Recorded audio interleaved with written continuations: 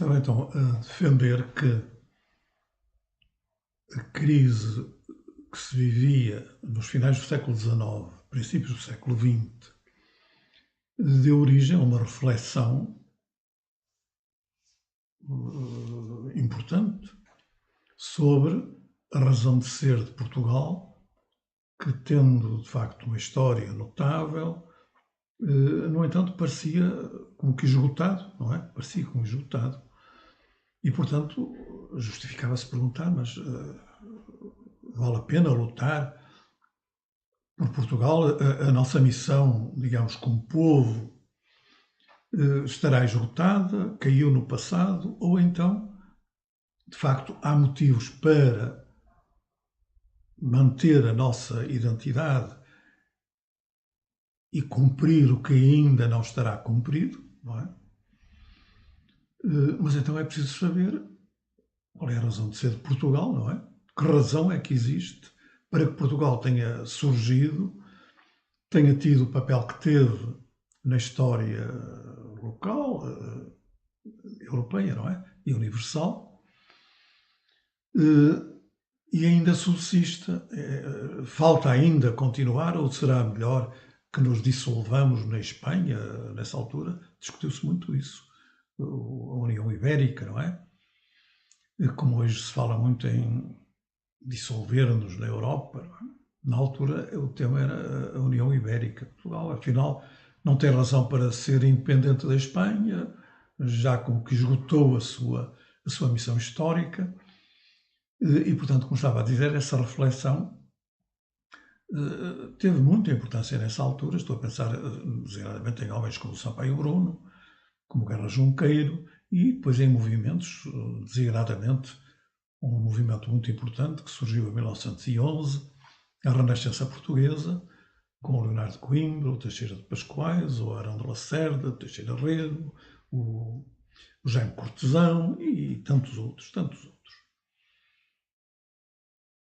Então, Portugal tinha perdido a sua alma. Eu aqui vou servir-me precisamente de uma analogia. Podemos aceitar, acho eu, se for necessário, teremos de justificar isto, mas, digamos, vamos partir do pressuposto de que estamos de acordo que o ser humano é um ser composto de corpo e alma. Chamemos de alma a dimensão espiritual, chamemos até a razão, ou um ser de razão, não é? Mas para facilidade de exposição e de argumentação, usemos o que é mais comum, designando de alma, não é? Essa dimensão espiritual do ser humano. Eu nasci com alma, então, não é? Mas o que é que isso significa? Porque quando eu nasci, eu era um ser praticamente reduzido à dimensão orgânica, fisiológica, animal, digamos assim, não é? E foi muito difícil, demorado, ter revelado que de facto tinha uma alma. E então ter consciência de que tinha uma alma, ou como quem diz, uma razão, não é? E isso foi mesmo muito demorado. E mais, podia não ter chegado lá, não é?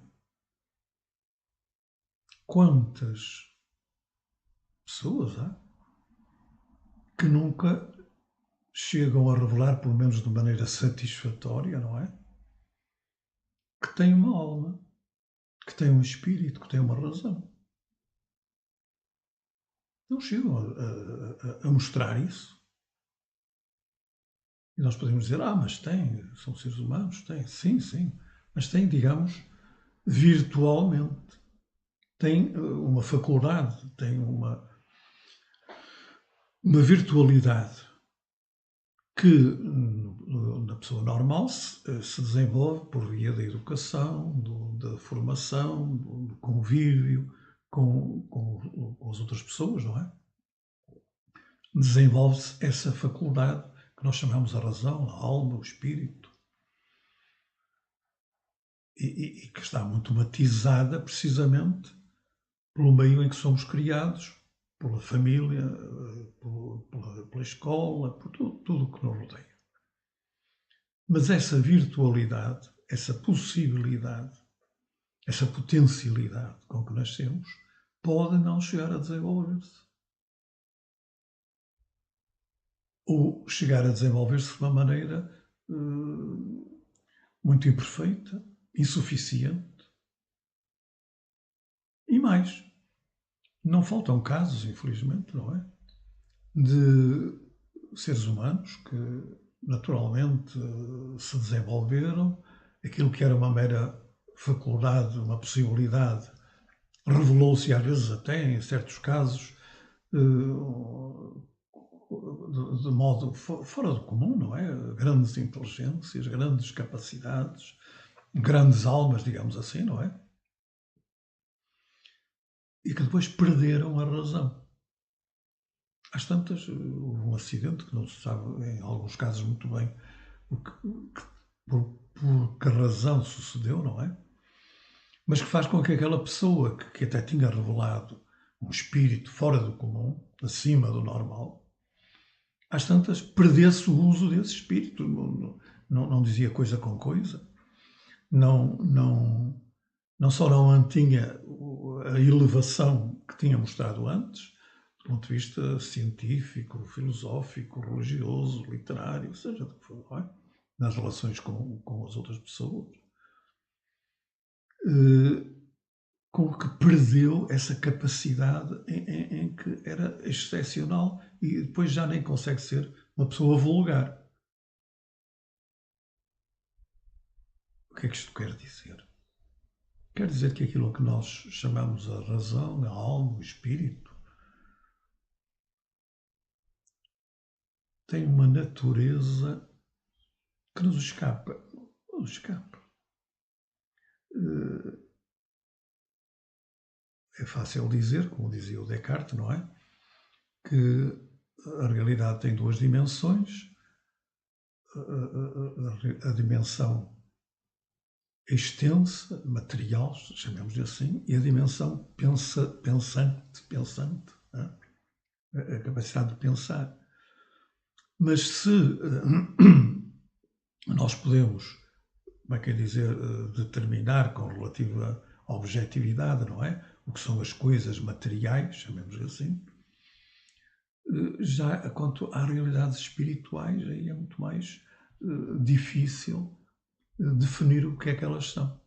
São capacidades, são potências. Aliás, basta pensar no seguinte: a palavra razão, o homem é um ser dotado de razão, não é?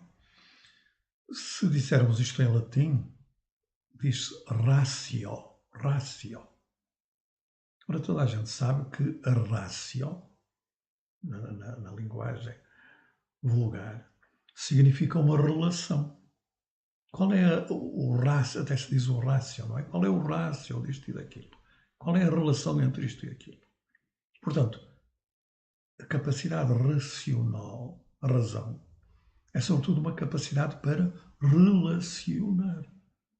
A razão não é uma coisa, não é um objeto delimitado, é uma capacidade que se exerce, se desenvolve, se aperfeiçoa, se sublima, ou degrada, ou perde. Perder a razão.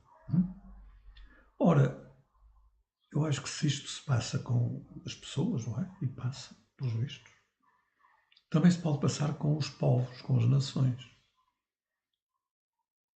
Embora tenham sido às tantas excepcionais, podem degradar-se a ponto de já nem saberem muito bem quem são.